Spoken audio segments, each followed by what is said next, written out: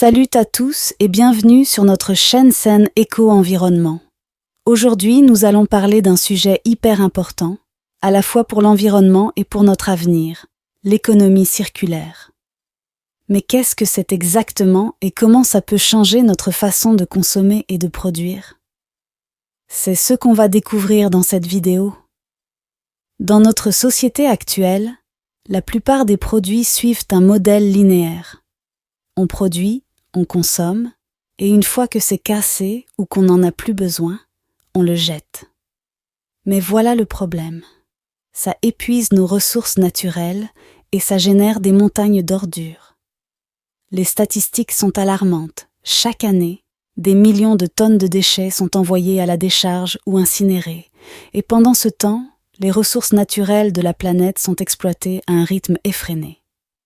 Mais voilà la bonne nouvelle. Il existe une alternative, l'économie circulaire. Ce modèle économique se base sur un principe simple, réduire les déchets, réutiliser ce qui est possible et recycler le reste. En gros, on garde les ressources en circulation le plus longtemps possible. L'idée, c'est de créer un système où les produits ne finissent pas dans une poubelle, mais sont transformés, réparés ou même réutilisés pour créer de nouveaux produits. L'objectif ?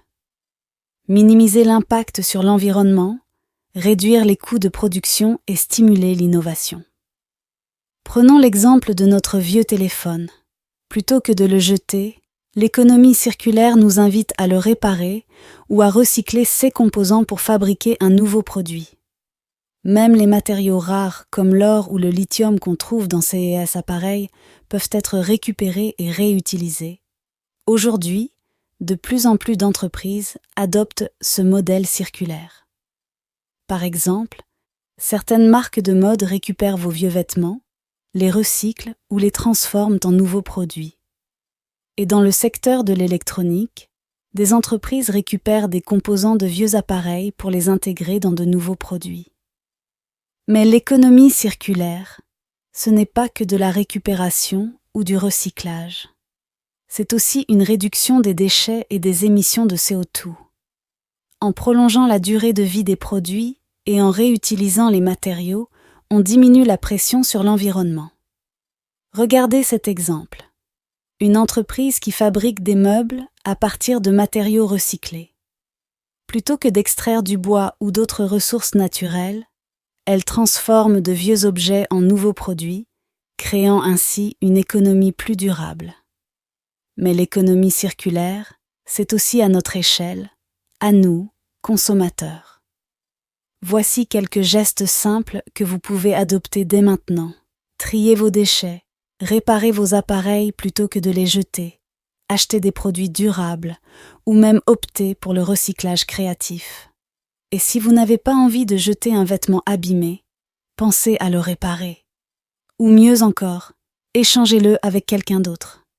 La deuxième main, c'est un énorme levier pour limiter le gaspillage. Conclusion. L'économie circulaire, c'est vraiment un changement de mentalité. Au lieu de penser produire, consommer, jeter, on commence à penser réutiliser, recycler, réparer. Ce modèle n'est pas seulement bon pour la planète, il est aussi porteur d'opportunités économiques et de nouvelles créations. Alors, qu'est-ce que vous en dites ? Est-ce que vous êtes prêt à faire votre part pour une planète plus propre et plus durable ? Dites-moi en commentaire comment vous intégrez l'économie circulaire dans votre vie quotidienne.